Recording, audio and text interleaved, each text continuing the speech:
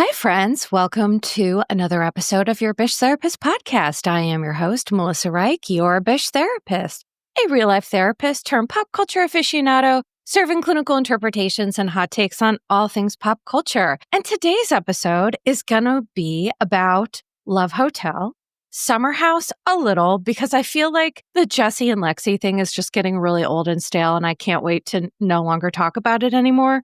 And of course, The Valley, because The Valley I spent so much time on. I feel that there were so many different, equally important things going on with different people. And so I'm going to talk a lot about that today. And the other thing I want to make sure I tell everybody is that I am going to cover Secret Lives of Mormon Wives.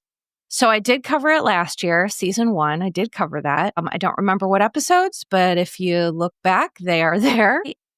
Didn't realize it came out. And then someone, like, as soon as it came out, people were like, are you going to cover it? And I was like, oh my gosh, I didn't even know it came out. Because I've been doing a really good job at being good to myself, like doing things on my own time, listening to my body, still recovering from some things that happened over the last month or so.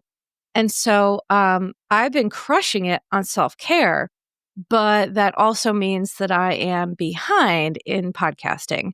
And if I'm being honest, for all my chronic illness folks listening, I just feel like I'm always spinning a lot of plates and I'm not doing it really successfully. But sometimes feelings aren't facts. And so, I am doing the best I can, and I appreciate everybody's patience. As I said last week, I am definitely going to be taking a break soon because it's just time. I need that. But I'm just going to have to figure out what that timeline is going to look like, because I am going to cover Secret Lives of Mormon Wives. And so if I'm on my break, I will post those episodes to Patreon or YouTube subscription. And then when I come back, I will post them all publicly. But either way, don't worry. I will talk about it. I will release all the episodes for free.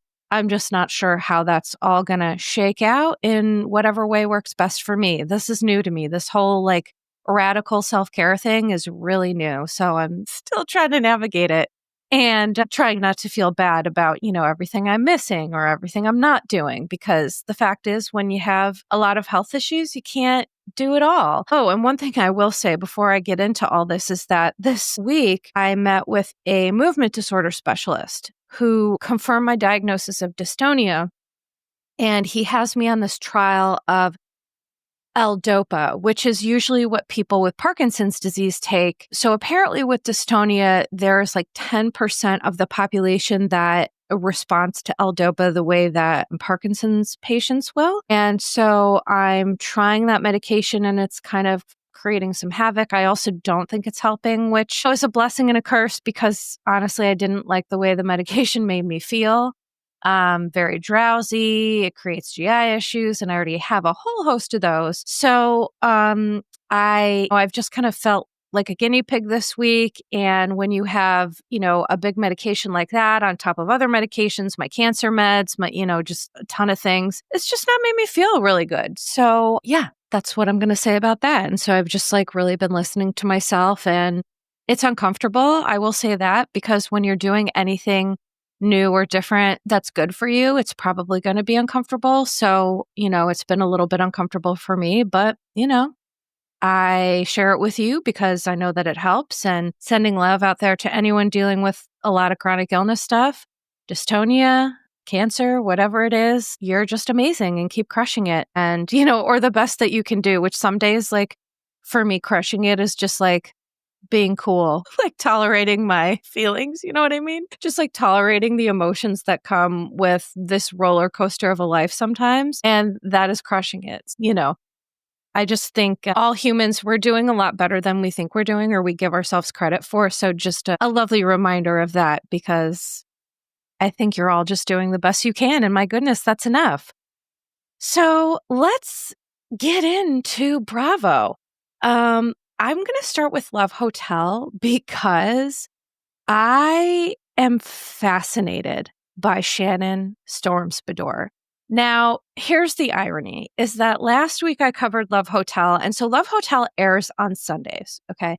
I record my podcast on Mondays to release for Tuesdays. And there's a reason why I'm sharing this with you all, which is Sundays, if I'm having a fun weekend or if I'm really exhausted from a fun weekend, Love Hotel and Real Housewives of Atlanta airs. And so I just have not had time to watch those because I'm prioritizing my self-care. But last week I covered Love Hotel and this new episode was out that I didn't get to talk about. So I'm going to talk about that today. Now there is another new episode out that of course I didn't catch, but not the most recent episode, the one before that, I was talking about Shannon and Earl, and the next episode that I watched, it all became like super clear to me. And I thought it was super clear to me before when I talked about it, which there were parts of it that it was, but I have a lot to say about Shannon and Earl. I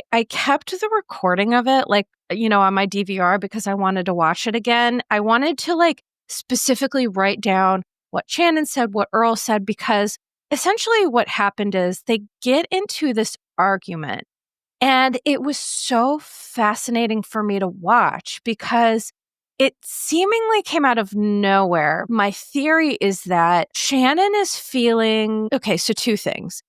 The episode that I'm talking about, it was Shannon's 1-year anniversary of her DUI, right? And so I definitely understand that anniversary could create triggers. And so this is something that I'm going to talk about throughout the podcast today. But I think in addition to the word narcissist and gaslighting, trigger is a really overused word. And so I want to be really clear that a trigger is something that activates a memory or association of a past trauma or a distressing event. So it's a complex physiological event. Being triggered does not simply mean being upset, and it is not an excuse for acting out behaviors. So I just want to be really clear about that because this is especially important when it comes to the Valley. Jessie Lally keeps talking about being triggered, and I'm like, you're just being an asshole. You're not triggered. So I just want to be clear about that term. So I think, Shannon talked about being triggered, Earl talked about being triggered, and I think that is an appropriate use of the term in that Shannon had this very, very hard event in terms of the DUI. A lot of consequences came from that from her. I think mostly in terms of, the Bravo world talking about it and, having to come to terms with her relationship with John Jansen. And, I thought that she was maybe taking some stock of how she played a role in some of these relationships with men. But I feel like this episode of Love Hotel, by the way, was I calling it Love Island? If I was just calling it Love Island, I'm so sorry. It's Love Hotel. It's a real rough Monday morning for you, girl. But on Love Hotel, I feel like I get this picture of how these things happen for Shannon, which is that she says, she has a bad picker, right? She's like, I have a bad picker. I tend to choose narcissists, again, which is an extremely overused term. What does that mean? You choose people who have narcissistic traits and tendencies, who have narcissistic personality disorder. Are they selfish? Do they lack empathy? Do they not ask you about your day? What are we talking here? And I think for me, one of the most frustrating things about kind of overuse of therapy terms is it dilutes the actual meaning of what people are saying. So before people would overuse the term narcissist, they would just say what they meant. And so sometimes I want to know, what do you mean when you say someone's a narcissist? Also, I feel like people say it and they don't really know what it means. And so that also irritates me because that's a big word. That's a big accusation. It's a heavy word. As I've explained before, we all have narcissistic traits and tendencies, and I tend to look at things from my clinical perspective on a continuum. So if you're on this first half of the continuum, we all have narcissistic traits and tendencies, myself included, okay? But then when you go to the second half of the continuum, and especially on that higher end, that's where you're going to have the narcissistic personality disorder, some antisocial personality disorder, those tendencies, those traits that walk into disorder. And how you know something is a disorder is asking yourself, how is this impacting my life? Am I having trouble in my personal relationships, in my relationships, outside of my home?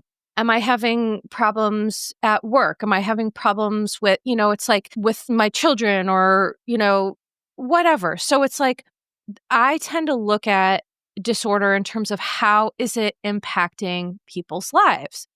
Because the fact of it is that if it's not impacting your life a whole lot, then it's probably traits and tendencies. But where it starts to impact other people, especially with narcissism, is when it's on the higher end of this continuum, where those people on this higher end, they don't realize that they're the problem, because the problem with narcissists inherently is that they don't see their role. They are everybody else is the problem and it's definitely not them. And so I just wanted to explain that really quickly, because I think that one of the most, frustrating things that I'm seeing on some of these shows, and why I'm glad that I'm here, is there's these use of these terms. And I just want to make sure that everyone is super clear about, no, not everyone is a narcissist.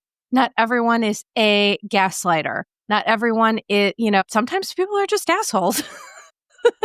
I feel like David Bador and John Jansen were both, pretty terrible, to be honest. And how do I know that? Is that if you're the issue, you're going to keep recreating stuff in every relationship that you're in. Right. And so David Bador, he was like in love with his wife, Leslie. And then they had I think they had some issues where there was accusations of domestic violence, and then they ended up getting divorced. And so that does tell me that Shannon was probably correct, that David leans a little bit higher on that, the continuum that I talked about. John Jansen, I imagine, as well. Gosh, I was just thinking this morning of how grateful I am that Alexis is gone and John is gone, and that Alexis could have had such a triumphant return, but she chose to just do the same shit that she's done for her entire life, which is be a mouthpiece for a terrible man. And so my point is that I believe that Shannon probably does have a bad picker, but I also believe that she is a huge part of the problem, and the call is coming from inside the house.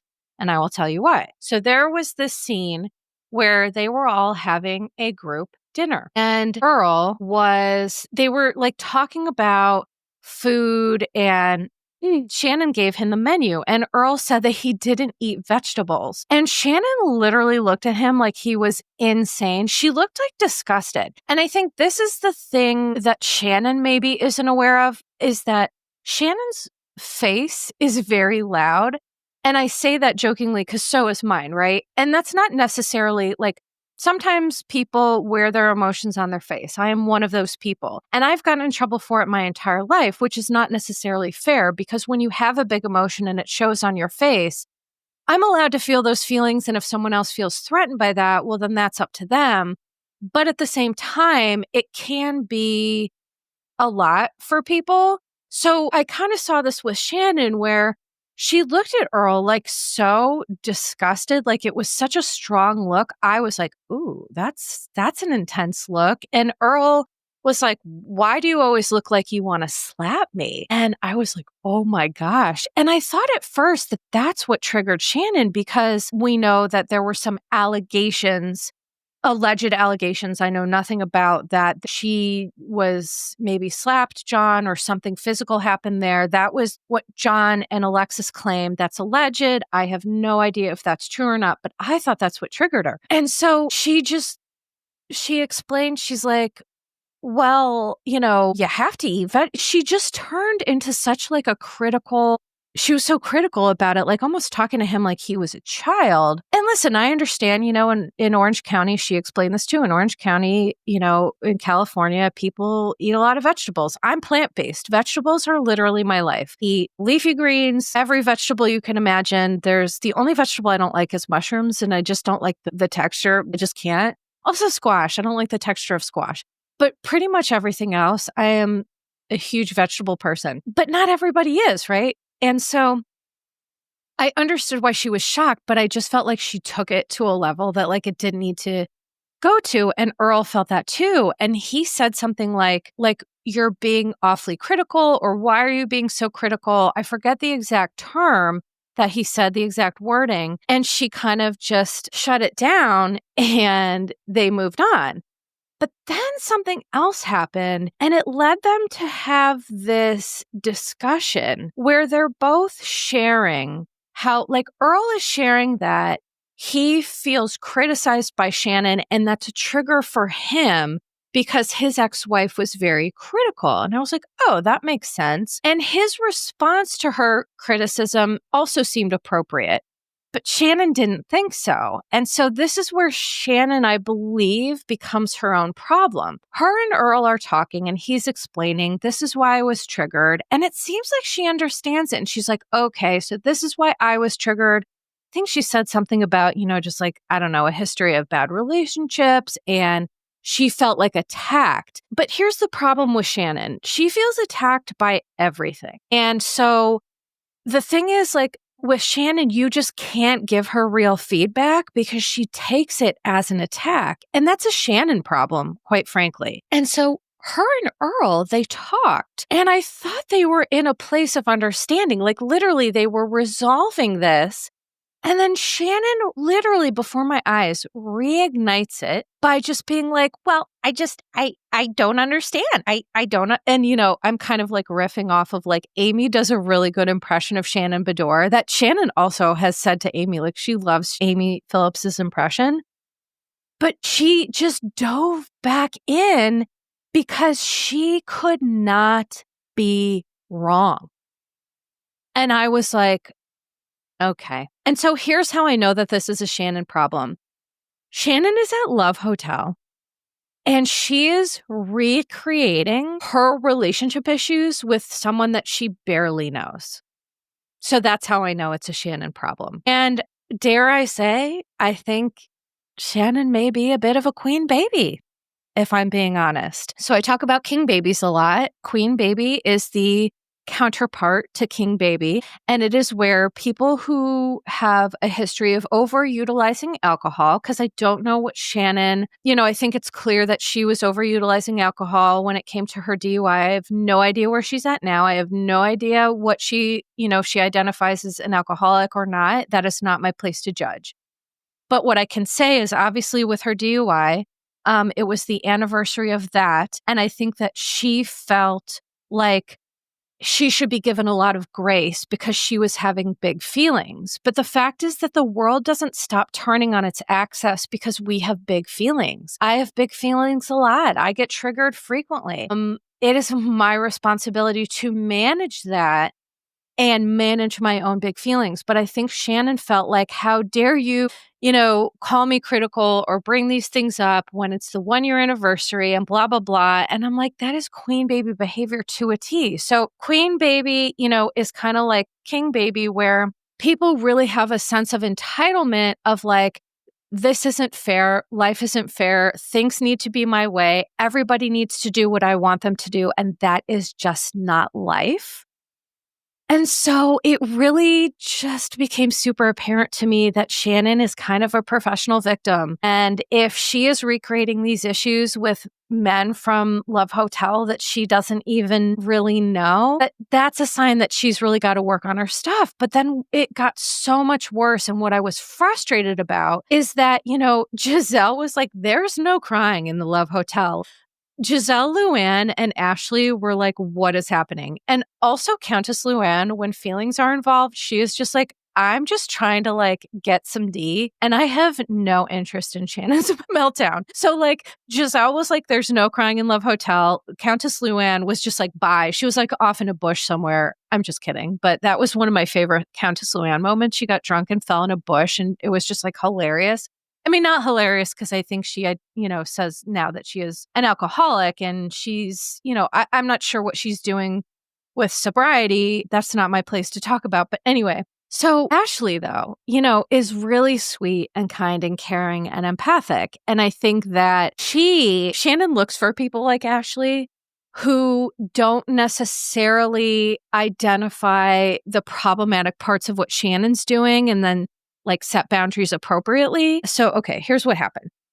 Shannon basically calls Earl a prick or something. And I'm like, he was just telling you how he felt and he was doing it appropriately and it all made sense. Like, you're the one that's kind of being a dick, Shannon. So she walks away. She's just like, wow, oh my gosh, I can't believe this. And then she goes back to her room and she cries. And then the ladies, maybe minus Countess Luann, because I just think she is just on her mission, which God bless. By the way, I say God bless all the time, but I say it like I'm not a religious person. I just kind of say it like mazel, like good for you, just to be really clear about that. So they go to her room and Shannon hears them knocking and there's like a camera in her room and she's just like pacing.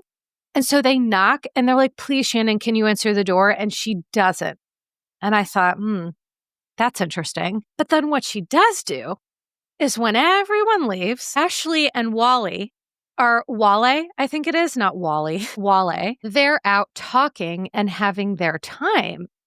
And Shannon comes out like such a cock blocker and just sits down next to them. It's nighttime. There's no one else outside. Everyone is in their rooms doing whatever. And Shannon is just looking for some attention and some love. And so here's the thing. We all need attention and we all need support. But what irritated me about this is that Shannon had the opportunity for that and she chose not to open the door.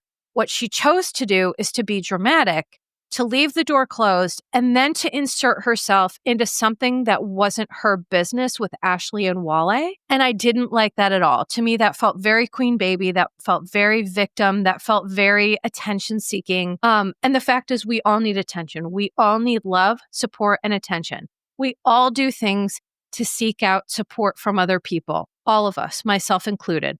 But what Shannon did, to me, it crossed a boundary and I didn't like it at all. And Ashley is nice enough that she said, you know, Wale, I'm on a show to try to find love and I really think you're great, but I'm going to send you back to your room because my girl Shannon needs some support. If I were Ashley, I would not have done that because I think Shannon needed a boundary at that point. Ashley tried to come to your room. She tried to talk to you. You chose to willfully ignore her. And now you want the attention now that she's with somebody else. I just don't support that. And the other thing is, like, if you needed some support from somebody, go to Giselle, go to Countess Luann, go to someone who's not actively, like, doing what they're supposed to be doing.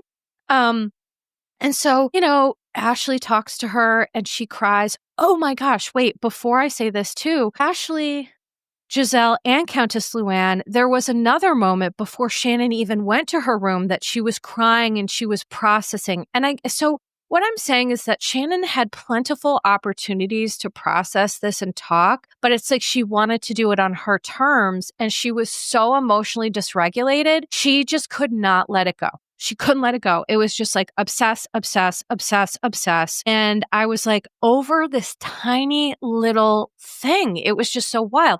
So clearly it really wasn't about Earl. I think with Shannon, it was about a lot of big feelings about the 1-year anniversary of her DUI. And thinking about like, I don't know that this is where she thought she would be in her life at this age. I don't think Shannon thought she would be at Love Hotel. I don't think Shannon thought she would be single. I don't think Shannon thought she would be, 1 year out from a DUI. And the other thing I think Shannon's really unhappy about that she is unable to name is that, what I talked about last time, the same thing happened this week, which is all the women are having all these men fall all over them. And Shannon really only has Earl. There aren't a lot of other men who are interested in Shannon. And I think that, I think she feels really upset about that. So I think one thing that Shannon does that I can recognize is sometimes when we have big feelings about things that we don't deem appropriate or we don't want to be upset about, we'll blame it on something else that it's like appropriate to be upset about. And I think that's exactly what Shannon is doing here. And the reason why she can't settle herself emotionally is because she's not getting to the root of that emotion. I think she's trying to make it about Earl and she's trying to make it about the DUI, but I think it's this greater grief process of like her kids are gone and she is single and I think she's lonely and I think she has a lot of grief about where her life is. And because she's not talking about that, it's coming out sideways. Because that's one thing we talk about in the program is like, if you stuff 10 pounds of shit in a 5-pound bag, things are going to come out sideways. And I think that's what's going on for Shannon. And so, Ashley takes a moment to be a good friend and talk to Shannon and, then that's it. But the other thing is that the same thing happened that I talked about last week, which is where the women got to choose another man or men to stay. And so Shannon gives her key to, and I'm going to be honest, these new guys, I cannot remember their names. She gives this key to this one guy who she connected with, right? But then the guy who she chose ends up connecting with Countess Luann. And Countess Luann is really into this guy, like really into him. I think his name is Mark. But anyway, so then Countess Luann chose this other guy. And literally, she's talking to Giselle. Countess Luann is about, I like Mark, so I'm going to give Shannon this other guy. And I think that's part of the other grief process here is that Shannon feels like a fish out of water. Giselle, Ashley, and Countess Luann are thriving at Love Hotel. Like they should be permanent residents. Like it's just, it suits them. And Shannon just sticks out like a sore thumb. And she feels that. And so I think that's the real underneath of what's not being said, in my opinion. I could be completely wrong, but that's what I see. And so, because it never feels good to feel like left out or less than, or, like there's all these men here and I don't, feel like I have a connection with people. My only connection is with this guy, Earl, who doesn't even eat vegetables. Like, what am I doing with my life? Like, I think there's really, more of why she's upset. So that's kind of my take on that. And, I feel like I told the story of this, like my oldest niece, when she was little, she used to tell these stories that were like 25 minutes. And I was like, where are we going with this? And by the way, she's 18 years old. She still tells stories like that. And I just love every minute. I will be silent for every bit of 25 minutes, listening for every detail of this story because I just think she's so sweet. I love her so much. And I feel like that's how I just told the story. But listen, my brain is, she's struggling today and this is the best I got. So hopefully you all understood what I meant by that. I think I understood what I meant by that. But I think that it is now time to move on to Valley. The Valley had so much going on that I had so many slides and notes. So let's first start with Jessie. Jessie Lally is just so wild. I think that Jessie has so many problematic tendencies and traits. And the episode started with Jessie like mansplaining what maturity is. So he like had this temper tantrum in his beige bloomers. And then the next day he was all like, the thing that Jessie does, which drives me wild, is he'll feign clarity after a tantrum and then just go on to do the same thing over and over and over again. So what that tells me is it's not clarity, it's manipulation. And he's trying to massage the narrative in ways that make him look like a person who understands, but I don't think he does understand at all. So he's like mansplaining maturity after he's like, I woke up, I understand what happened. And, real maturity tells us. And I'm like, bro, pack that shit up and take it. Go on now, you get with that. Because the spoiler alert is that Jessie goes on to display zero mature behaviors. Absolutely zero. Even on Watch What Happens Live, because I do try to watch that when I can. And, he just like went on Watch What Happens Live and just like walked back all of these things that he supposedly took accountability for. And so, whatever. I think it was so wild. So they're on the way to this trip and the bus breaks down, which I think was like an omen. It was like, you guys should not be going on this trip because when they went to the winery, it was just like such a disaster. But the thing that I was really struck by, it may have seemed really little, is that when the bus broke down, first of all, Luke was like, just knew what was wrong with it. And I'm like, oh, Luke, that was so sexy. I was like, he just knew what was wrong with this bus. He told the bus driver what to do. He was busy trying to fix the problem. While Jessie literally was unsafely in the roadway, people were honking at him because if you looked, his feet were like over the line. And when people are driving, that is absolutely unsafe. It's unsafe for him. It's unsafe for the drivers. And it's unsafe for the people on the bus. If a driver had to swerve or something and had hit, it was just so nonsensical. But Jessie's face He looked just maniacally so happy when he was doing it, sticking his thumb literally in the middle of the roadway so cars had to drive around him. And everyone on the bus was like, Jesse, you're an idiot. And he just was like so tickled by himself. And I'm like, bro, that is such king baby behavior. I cannot even. So when they get to the winery, Jesse and Michelle talk, which devolves into just insults, accusations. But what I found was really interesting is that Michelle is angry that Jesse's girlfriend, number one, is threatening to sue her. And number two is taking an inappropriately intimate parent role in their daughter's life against her wishes. And I felt like for me, this gave a lot of really important context because we find out that their daughter has been calling Jesse's girlfriend my second mommy. And it's like, woof. I feel like not only is that major context, but I feel like what we see is Michelle is concerned about Isabella, their child's emotions, but Jesse's only concerned about his own. So Jesse claims he is triggered by Michelle and unable to manage emotions as a result, which, if I'm being honest, that is the king baby war cry. Like if king babies had a war cry or they had like a mission statement, if they had a website and they had a mission statement, it would be that. It would be, I'm triggered by you because I'm unable to manage big emotions. That's not a Michelle problem. And honestly, I feel like Michelle's worried more about her daughter's emotions and Jesse is more worried about his. And so again, I will just reiterate that a trigger is something that activates a memory or association of a past trauma or a distressing event. Which relationships, right, they do qualify under that.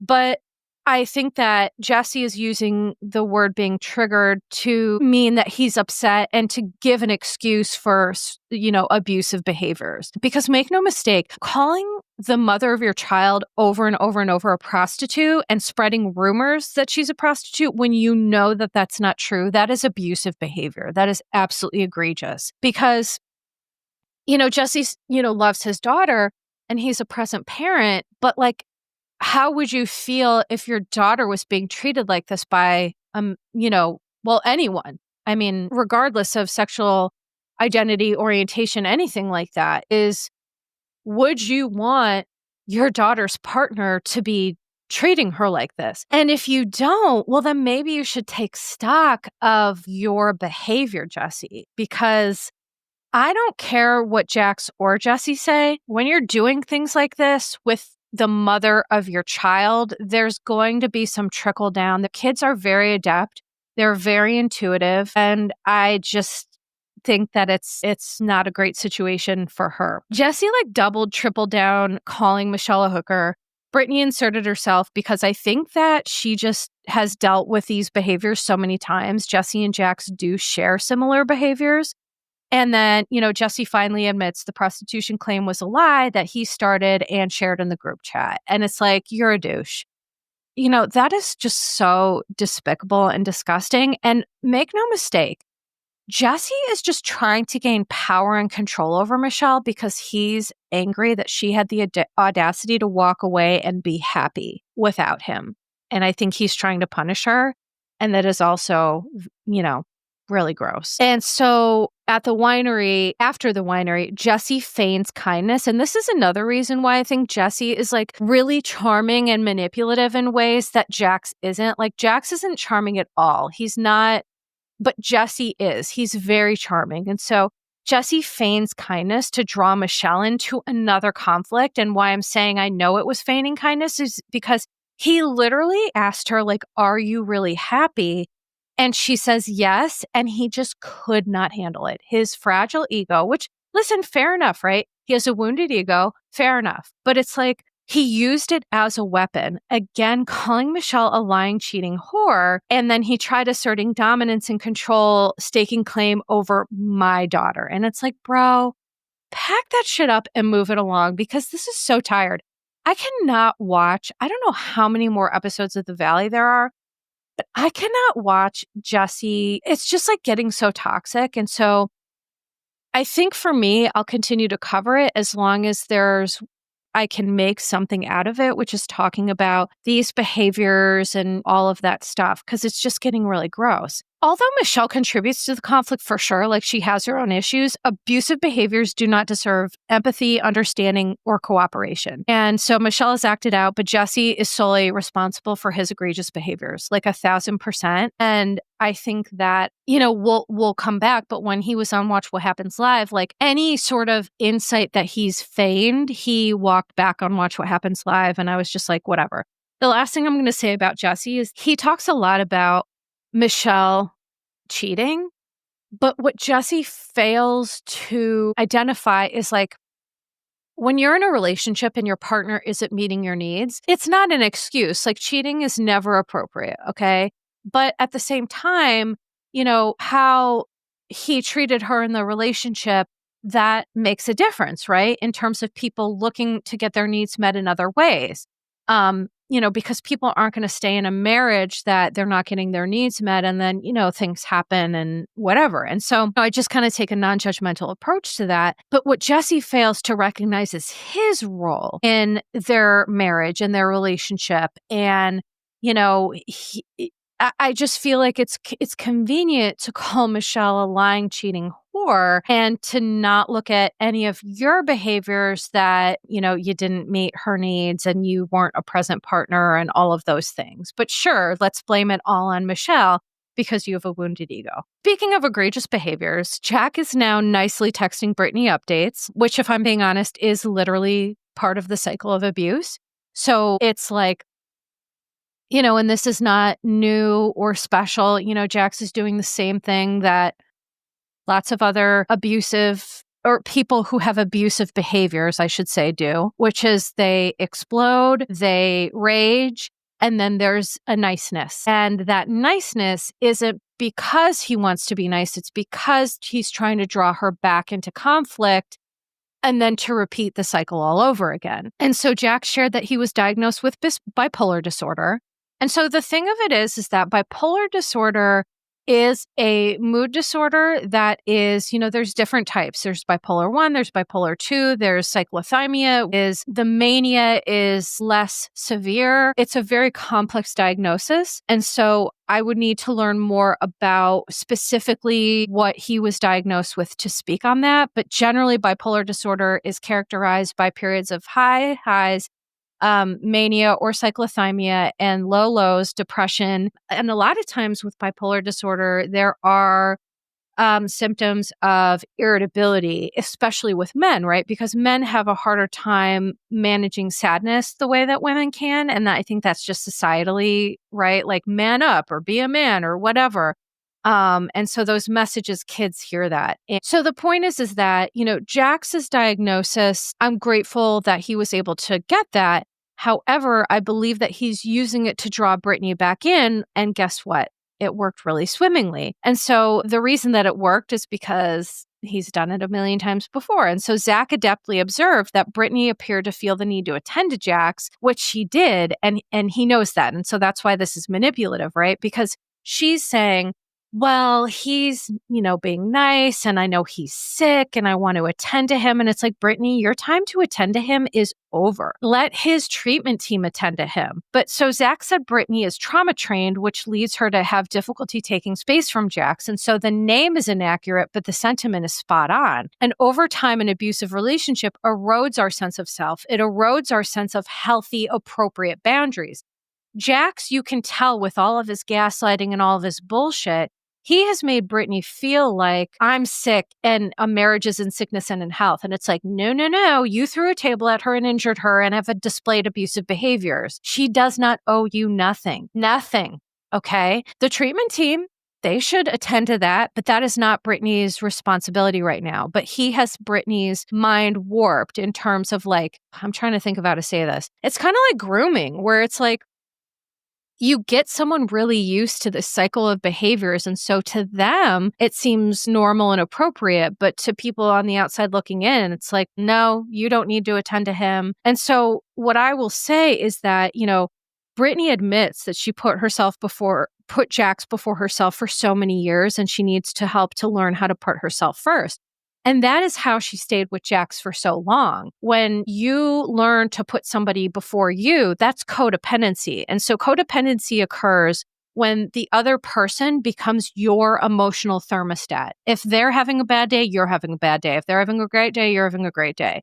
And Brittany is struggling with codependency, which is why many treatment centers have a family education component. So the treatment facility that I worked at, they had a huge family component that was mandatory because addiction is a family disease and it doesn't exist in a vacuum. And so we would have families come in and give psychoeducation. And so all the therapists would take turns providing lectures and talks about codependency and how to draw healthy boundaries and all of that stuff. And then also a part of our program was a family therapy component where it would either be phone sessions or the families would come in and we would do therapy to talk exactly about this particular thing. So by the time an individual enters treatment, the family system is usually pretty sick too. And so Brittany just needs to reroute her emotional thermostat from Jax to herself, which is, to be honest, it's a really hard process. But when you do it, it's amazing because like my husband always jokes, I am great at this. So when he's in like a terrible mood, I can be in a great mood and I am not codependent at all. I've really, due to my history and my family and things like that, I've really, really worked on that. And I have the amazing ability to be like in an amazing mood when other people aren't in terrible moods. And it's kind of a win. So I encourage everyone to try it. So, but on the issue of Jax using his phone in treatment. Okay, so this is what I looked up. And according to AI, I don't know how accurate this is. But AI says that while California doesn't have a specific law guaranteeing a patient's right to keep their cell phone in a facility, it does have laws protecting communication devices and ensuring access to communication. It's up to each individual facility to interpret and apply these laws. And so, as I said before, it's, if he's in a more self-pay concierge type place, they may have more lax rules. So it seems like, I don't know exactly how that works, but I still stand by the fact that I think if there's a process where you're going to be able to have someone use their phone, I think there needs to be some checks and balances there, but I don't know legally what's allowed, right? Like, so if there's these laws, there may be laws where it's like, well, you can't take someone's phone or look at messages without their consent. Obviously, I would think that's a rule. And so obviously Jax is not going to be truthful, but my point is that I think all treatment centers just need checks and balances because the one thing I will promise you is that addicts, they are literal geniuses in terms of subverting and shucking and jiving and getting around rules and things like that, because that's what a sick brain does. A sick brain says, okay, where's the line and how can I skirt it? And it's not just addiction. I mean, it's just, when people are in unhealthy spaces, that's what they do. And so, and they're, in acute withdrawal, and then there's post-acute withdrawal syndrome that can last like over a year. A lot of people really, and this is why I love to talk about it, because a lot of people don't know how in-depth addiction is, and the withdrawal process is really significant. And so I think that, there's deviousness and there's sneakiness and there's just people are trying to break rules left, right, and center. They're trying to get their needs met without their substance. And so then there's acting out. And then if it's a co-ed facility, there's, a lot of sex that happens because, if you're withdrawing and you can't have your substance of choice, well, relationships and sex are a great, replacement. And so it's just a really complex process. And, I hope that he is able to be held accountable for the things that he's doing. And the one thing I will say is that before I move on to Danny is that I do not agree with Jax being at BravoCon. I think that it's disgusting that, I just think that Jax needs some consequences. And I think it's really ridiculous that he's not getting them and that Bravo just continues to feature this man. And, I'm not saying that the show should be gone, right? Because everyone needs to make their paycheck. Brittany needs to support crews and this is all of their jobs. And so I'm not saying everyone should lose their job because of Jax, but what I am saying is that I'm going to keep saying this over and over until someone listens, is that Bravo needs to reevaluate Jax's presence. He is, speaking of triggering, he is triggering people like nobody's business.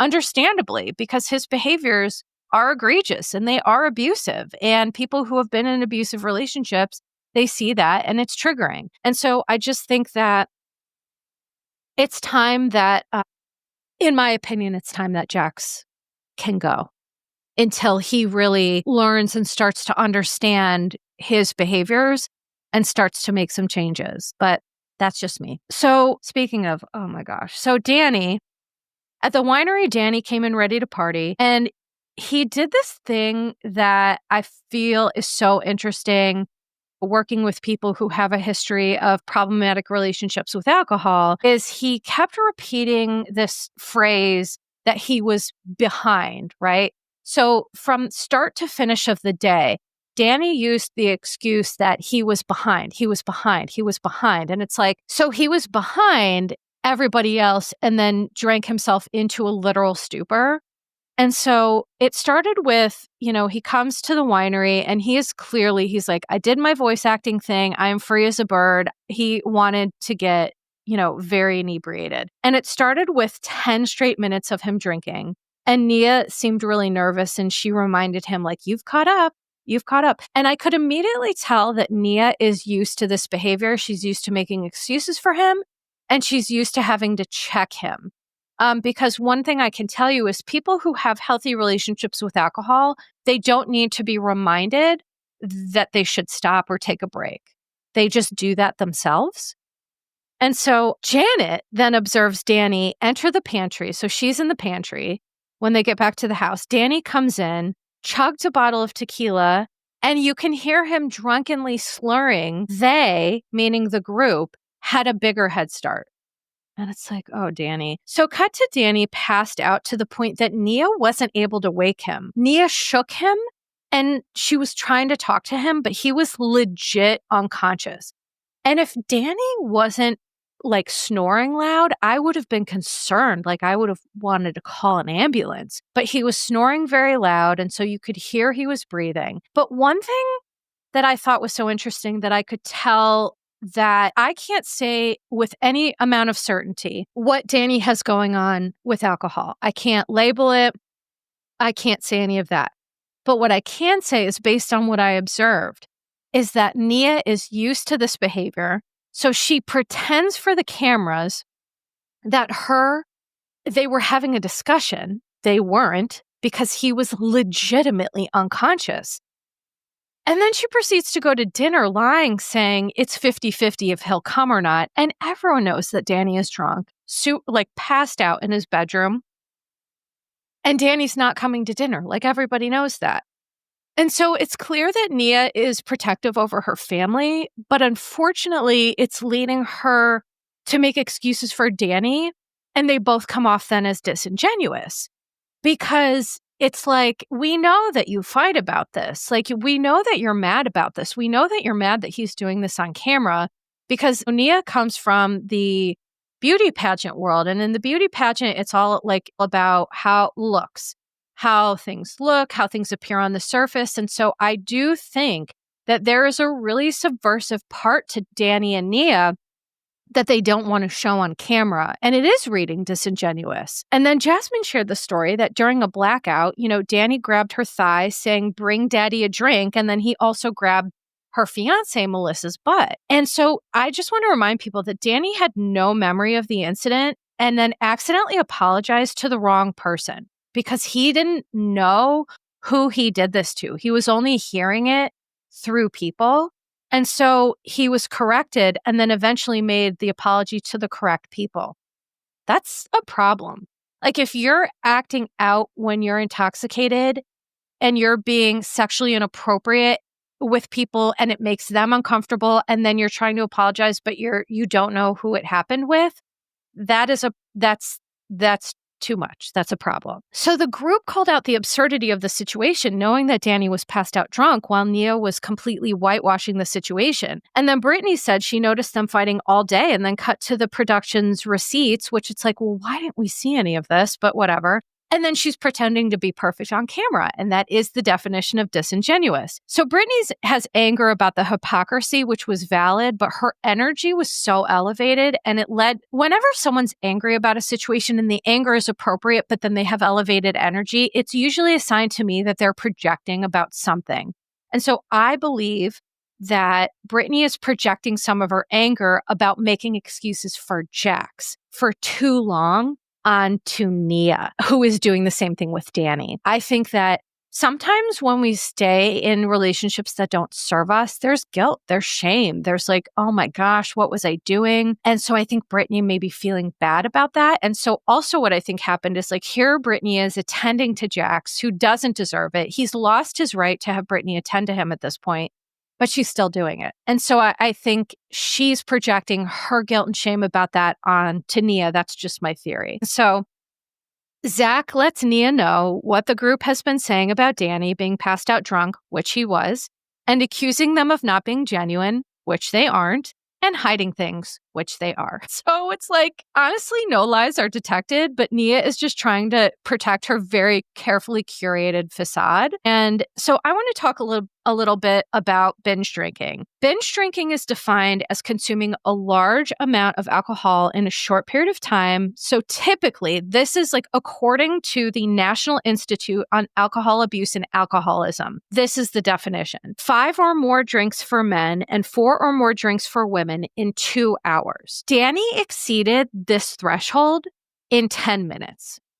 And then continued to drink. Okay. So what I want to say about addiction is that not all addicts look and present like Jax. Not all addiction is really clear to the eye. There is a huge part of addiction that is a functioning person who goes to work, who makes money, who supports a family, who has a family, who has social gatherings, who does all these things. And they may not crash and burn it, but so binge drinking is as much of a problem when it comes to addiction as is someone like Jax, who uses every day. Or I'm sorry, I don't know if Jax uses every day, but I think that's what he and Brittany talked about. But my point is that Danny doesn't need to use every day to have a problem. And again, it's not my job. It's not appropriate for me to say that he has a problem. But what I can tell you is that on Watch What Happens Live, Andy asked Danny about his reaction to this episode. And it seems like Danny was really angry about Janet sharing his secret, chugging in the closet. And Danny challenged Janet's account, saying that he went into the pantry to grab a White Claw and ended up quickly taking a shot. And I'm like, bro, how is that better? To me, the thinking, so it's hard to put my finger on, but it's like when you work with people who like are on the spectrum of addiction, right? Again, there's this continuum. You learn to pick up on these little things. And it's like, that's such odd thinking to me, that explaining to the audience. So you went in there to grab alcohol, a different alcohol, and then you just decided to take a shot. And it's like, how is that better? That's like odd thinking to me. And so Danny is so mad at Janet, and he called her a toxic individual. And here's what I think about this. I think that Danny is mad that Janet outed him. I think he is acting out as a result. And I think that he is preying on the fact that people already don't like Janet. She's really not a fan favorite. And people really do like Danny and Nia, because I don't know that they're being super genuine. And so I think he's trying to divert attention away from himself. And so here's what I can say about this. You don't have to drink or use every day to be, have an issue with a substance. The real question is, how is blank impacting my life? And so Andy asked about inappropriate behaviors towards Jasmine and Melissa, and Danny admits that Nia wasn't happy and they had to meet with a therapist as a result. And so my observation is that Danny's alcohol use is creating issues in his marriage. It's creating issues with his friends. And that's significant, right? And so I think that when anything that we're doing is starting to impact us in areas of our life, it doesn't matter what it is. It doesn't matter if it's food, if it's alcohol, if it's a substance, if it's sex, if it's relationships, if it's gambling, it doesn't matter. We have to take down our defenses and be willing to look at what is really going on for me. But at this point, Danny is completely unable to do that, which tells me that his defenses are still actively engaged. So, that's going to be it on the Valley. I think that, wait, hold on. I'm sorry. One more thing is that on What Happens Live, before I wrap this up, is that Jesse said that he believes Michelle had an emotional relationship with Aaron, but not a physical one. And he admitted again to making up the hooker rumor, only to joke about it being an accident on Watch What Happens Live.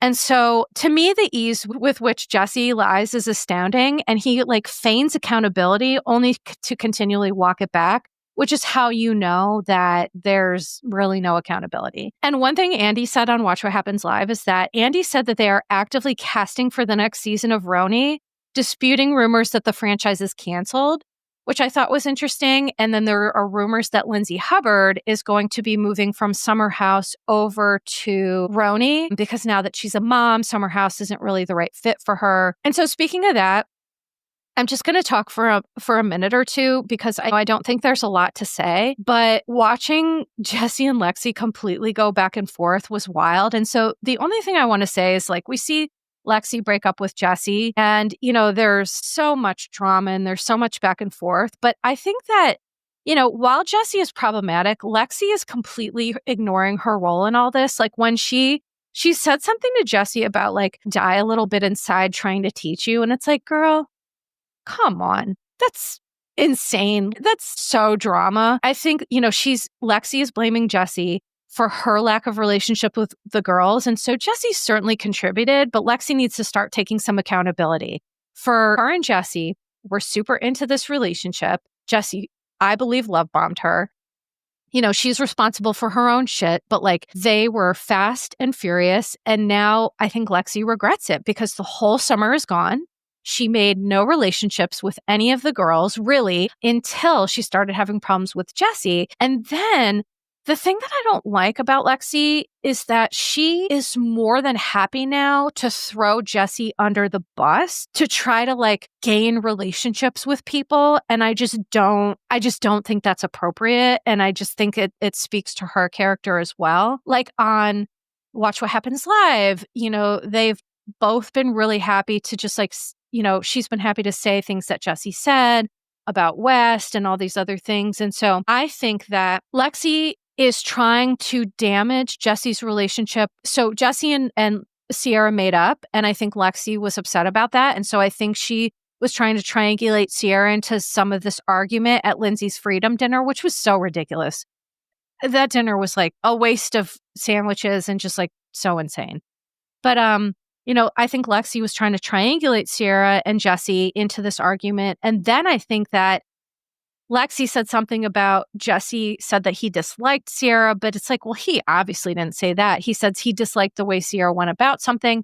And I just think that Lexi is trying to dive bomb his relationships because she wants to blame him when it's girl, the call's coming from inside the house too. You need to be accountable for your stuff. And so the last thing I'll say about Summer House is that Lindsay hosted her rival Sandwich Freedom Dinner, and she made a speech, and she wrote this Instagram novel. Oh my God, Amanda was Lindsay loves a timeline. I thought that was so funny. And then just thanked Carl for setting her free. And so here's what I think is going on with Lindsay. I think she's experiencing grief about how becoming a mom will change her life, right? I think that can be scary and overwhelming. And also, I think how it's going to change her career, right? Lindsay's been on Summer House forever, and she knows being a mom, she's not going to be back at Summer House. And so it's I understand. I think she's having a crisis of identity, a crisis of career. But either way, I just think she's projecting her emotions onto Carl, and she uses him as a whipping post, which I don't like that, because if this was a man doing this to a woman, I think people would be really outraged.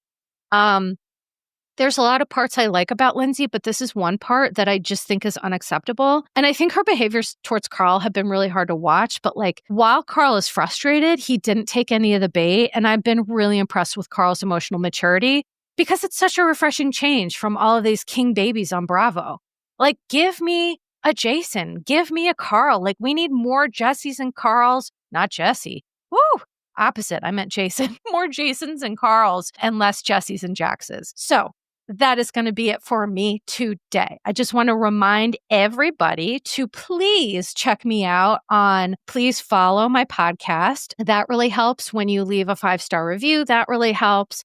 Check me out on all my social medias. I'm on Instagram. I'm on Blue Sky. I'm on Facebook. I'm on YouTube. I am on Patreon at Your Bish Therapist.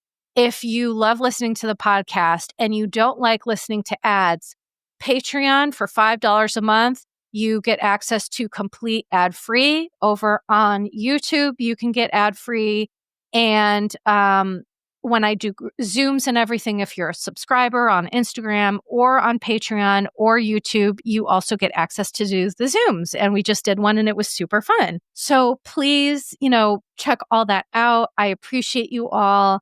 I hope that this is a beautiful week for everybody. And if it's not, just remember whatever comes is coming and you'll meet it when it does. And you have the resources to do it. So for today, that's going to be it for me. Sending love to you and yours, and ta-ta for now. Disclaimer. Posts are not intended to diagnose, treat, or provide medical advice. Your Bish Therapist is for entertainment and informational purposes only. The podcast, my opinions, and posts are my own and not associated with past or present employers, any organizations, Bravo TV, Greatheart Productions, or any other television network. The information in YBT podcast and on its social media is provided for general informational purposes only and is not intended to diagnose or treat. Please do not act or refrain from acting based on anything you read, see, hear on YBT podcast or associated social media. Communicating with YBT via email and or social media does not form a therapeutic alliance. Melissa, operator of YBT, is unable to provide any therapeutic advice, treatment, or feedback.